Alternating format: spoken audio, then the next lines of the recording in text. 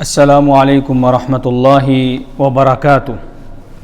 آج کے خطبے کا عنوان ہے جرابوں پر مسح۔ الحمدللہ والصلاۃ والسلام علی رسول اللہ، اما بعد۔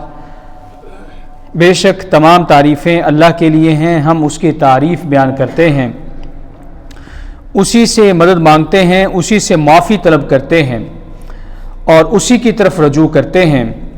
اللہ جسے ہدایت دے اسے کوئی گمراہ نہیں کر سکتا، اور جسے وہ ہدایت دے اور جسے وہ گمراہ کرے اسے کوئی ہدایت نہیں دے سکتا۔ میں گواہی دیتا ہوں کہ اللہ کے سوا کوئی معبود برحق نہیں، وہ یکتا ہے، اکیلا ہے، اس کا کوئی بھی شریک نہیں۔ اور میں یہ بھی گواہی دیتا ہوں کہ جناب محمد رسول اللہ صلی اللہ علیہ وسلم اللہ تعالیٰ کے بندے اور اس کے آخری رسول ہیں۔ اللہ تعالیٰ آپ پر، آپ کی آل پر اور تمام صحابہ کرام پر ڈھیروں درود و سلامتی نازل فرمائے۔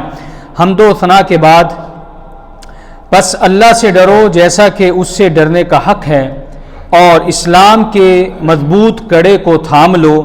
اللہ تعالیٰ قرآن مجید میں ارشاد فرماتے ہیں وَتَزَوَّدُوا فَإِنَّ خَيْرَ الزَّادِ التَّقْوَىٰ، اور زاد راہ لے لو، بے شک بہترین زاد راہ تقوی ہی ہے۔ اے اللہ کے بندو، اسلامی شریعت کی خوبیوں میں سے یہ ہے کہ یہ آسانی پر مبنی ہے اور سختی و تنگی کو ختم کرتے ہیں۔ اس کی ایک مثال موزوں یا جرابوں پر مسح کرنے کی رخصت ہے۔ جرابوں پر مسح کے لیے 3 شرطیں ہیں۔ پہلی شرط یہ ہے کہ جرابوں کو وضو کے بعد پہنا گیا ہو۔ چنانچہ حضرت مغیرہ بن شعبہ رضی اللہ تعالی عنہ فرماتے ہیں کنت مع النبی صلی اللہ علیہ وسلم فی سفر فاہویت لانزع خفیہ، میں نبی کریم صلی اللہ علیہ وسلم کے ساتھ ایک سفر میں تھا، میں نے آپ صلی اللہ علیہ وسلم کے موزے اتارنے کی کوشش کی تو آپ صلی اللہ علیہ وسلم نے مجھے فرمایا دعہما فانی ادخلتہما طاہرتین فمسح علیہما، انہیں رہنے دو، میں نے انہیں پاکی کی حالت میں پہنا ہے۔ پھر آپ صلی اللہ علیہ وسلم نے ان کے اوپر مسح کیا، رواہ ترمذی۔ دوسری شرط، مسح کا تعلق صرف چھوٹے حدث یعنی وضو توڑنے والے معمولی اسباب سے ہو، بڑے حدث یعنی جنابت، حیض اور نفاس وغیرہ کی حالت میں مسح کرنا درست نہیں ہے، رواہ مسلم۔ تیسری شرط، مسح مقرر مدت کے اندر کیا جائے، یہ مدت مقیم کے لیے 1 دن اور 1 رات یعنی 24 گھنٹے ہیں، اور مسافر کے لیے 3 دن اور 3 راتیں یعنی 72 گھنٹے ہیں، رواہ مسلم۔ یہ مدت حدث کے بعد یعنی وضو ٹوٹنے کے بعد پہلی مرتبہ مسح کرنے سے شروع ہوتی ہے، نہ کہ جرابیں پہنتے وقت۔ مسافر و مقیم کی حالت میں مسح کی مدت، اگر مسافر نے مسح شروع کیا اور پھر وہ سفر پر چلا گیا تو وہ مقیم کے مسح کی مدت پوری کرے گا۔ اسی طرح اگر مقیم نے مسح شروع کیا اور پھر سفر پر روانہ ہوا تو وہ مسافر کی مدت پوری کرے گا۔ اگر مقیم بے وضو تھا اور سفر شروع کرنے سے پہلے مسح نہ کیا تو وہ مسافر کی مدت کے مطابق مسح کرے گا، کیونکہ اس نے مسح کا آغاز حضر یعنی مقیم ہونے کی حالت میں نہیں کیا بلکہ سفر کی حالت میں کیا۔ اور جب مدت مکمل ہو جائے اور وہ طہارت کی حالت میں ہو تو اصل یہی ہے کہ طہارت باقی رہے گی۔ جرابوں پر مسح کرنے کا طریقہ یہ ہے، نمبر 1، وضو کرنے والا اپنے ہاتھ پانی سے تر کرے۔ نمبر 2، اپنے ہاتھوں کو دونوں پیروں کے اوپری حصے سے اوپری حصے پر پھیرے۔ نمبر 3، مسح انگلیوں سے شروع کرے یعنی پاؤں کی انگلیوں سے شروع کرے اور پنڈلیوں کے آغاز تک لے جائے۔ نمبر 4، مسح ایک ہی مرتبہ کرے۔ اور نمبر 5، جراب کے نچلے حصے اور ایڑیوں پر مسح نہ کرے، چونکہ حضرت علی رضی اللہ تعالیٰ عنہ فرماتے ہیں لو کان الدین بالرأی لکان اسفل الخف اولا بالمسح من اعلی، اگر دین عقل پر منحصر ہوتا تو موزے کے نچلے حصے پر مسح کرنا زیادہ مناسب لگتا تھا. وقد رأيت رسول اللہ صلی اللہ علیہ وسلم يمسح على ظاہر خفیہ، لیکن میں نے رسول اللہ صلی اللہ علیہ وسلم کو موزے کے اوپر والے حصے پر مسح کرتے ہوئے دیکھا. اخرجہ ابو داود. شفاف اور پھٹی ہوئی جرابوں پر مسح کرنے کا حکم. شفاف یا معمولی پھٹی ہوئی جرابوں پر مسح جائز ہے بشرطے کہ ان کو جرابیں کہا جا سکے اور انہیں پہن کر چلنا بھی ممکن ہو. اگر جرابیں ٹخنوں کو نہ ڈھانپیں تو بہتر یہی ہے کہ ان پر مسح نہ کیا جائے.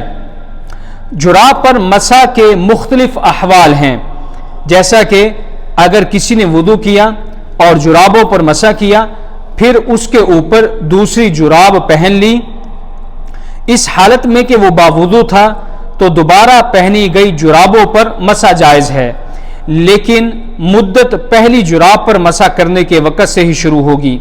علامہ ابن عثیمین رحمہ اللہ نے اس پر قیاس کرتے ہوئے فرمایا فَلَوْ تَوَضَّعَ وَمَسَحَ عَلَى الْجَوَارِبِ ثُمَّ لَبِسَ عَلَيْهَا جَوَارِبَ أُخْرَى أَوْ كَنَادِرَ لَا تَسْتُرُ الْكَعْبَ وَمَسَحَ عَلَى الْأَعْلَى فَلَا بَأْسَ، کہ اگر کسی نے وضو کیا اور جرابوں پر مسح کیا پھر ان کے اوپر دوسری جرابیں یا جوتے پہن لیے تو ٹخنوں کو نہیں ڈھانپتے اور پھر اوپر والی چیز پر مسح کیا تو اس میں کوئی حرج نہیں. البتہ اگر کسی نے اوپر والی جراب اس حالت میں پہنی ہو کہ وہ بے وضو ہو، یعنی حدث کی حالت میں ہو، اس کا وضو باقی نہ ہو، تو وہ اس پر مسح نہیں کرے گا کیونکہ اس نے اسے بغیر طہارت کے پہنا ہے. اور اگر کسی نے اوپر والی جراب طہارت کی حالت میں پہنی ہو پھر اس پر مسح کرنے کے بعد اسے اتار دیا تو اس کے لیے نیچے والی جراب پر مسح کرنا جائز اور درست ہوگا. اور جو شخص جراب اتار دے جبکہ وہ طہارت کی حالت میں ہو، یعنی اس کا وضو باقی ہو، تو اس کا وضو نہیں ٹوٹے گا، لیکن اگر وہ دوبارہ جراب پہن لے تو اس پر مسح نہیں کرے گا جب تک کہ وہ اسے اتار کر دوبارہ وضو نہ کرے اور پھر طہارت کی حالت میں جراب نہ پہنے. اے اللہ کے بندو، جرابوں پر مسح کے احکام میں یہ بھی شامل ہے کہ جو شخص جرابیں پہنے ہوئے ہو اس کے لیے افضل یہ ہے کہ وہ ان پر مسح ہی کرے، اور جس کے پاؤں بغیر جرابے کو ہوں، یعنی اس نے جرابیں نہ پہنی ہوں، تو اس کے لیے افضل یہ ہے کہ وہ انہیں دھو لے، کیونکہ نبی کریم صلی اللہ علیہ وسلم نے اپنی حالت کے خلاف عمل کرنے کی تکلیف نہیں اٹھائی. یعنی جو حالت آپ صلی اللہ علیہ وسلم کے پاؤں کی تھی، یعنی جرابیں پہنی ہوئی تھی، آپ صلی اللہ علیہ وسلم نے اسی کے مطابق اس کے اوپر مسح کیا اور یہ عمل کر کے دکھلایا کہ اگر جرابیں آپ نے پہنی ہیں تو اس کے اوپر مسح کرنا زیادہ افضل ہے. اور جس شخص کے وضو کے کسی عضو میں زخم ہو تو وہ اس کو پانی سے دھوئے گا، اگر اس میں دشواری ہو تو اس پر پانی کا مسح کرے گا، اور اگر اس پر بھی دشواری ہو تو اس کے بدلے پھر تیمم کرے گا. اسی طرح پٹی یا اس کی مانند چیز پر مسح کرنے کی شرط یہ ہے کہ وہ ضرورت سے زیادہ نہ ہو. اگر پٹی کا اضافی حصہ بغیر نقصان کے اتارنا ممکن ہو تو اسے اتارنا واجب ہے، ورنہ پوری پٹی پر مسح کرے گا، کیونکہ جب اضافی حصہ اتارنے میں نقصان ہو تو پوری پٹی کا حکم پٹی کے مانند ہو جائے گا. اے اللہ، اسلام اور مسلمانوں کو عزت عطا فرما اور شرک اور مشرکین کو ذلت نصیب کر.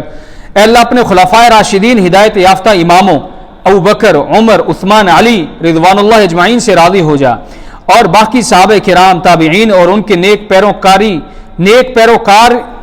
پیروی کرنے والوں سے بھی قیامت تک تو راضی ہو جا. اے اللہ، غم زدوں کی غم خوری فرما اور مصیبت زدوں کی مشکلات دور فرما.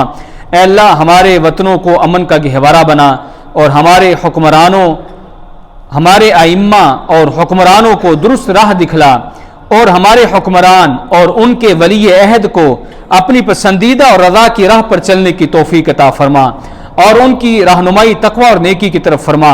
اے اللہ، تو ہی ہے تیرے سوا کوئی معبود نہیں، تو غنی ہے، ہم فقیر ہیں، ہم پر بارش نازل فرما اور ہمیں مایوس لوگوں میں نہ بنا۔ اے اللہ ہم تجھ سے بخشش مانگتے ہیں، تو بے شک بڑا بخشنے والا ہے، تو ہم پر آسمان سے موسلا دھار بارش نازل فرما۔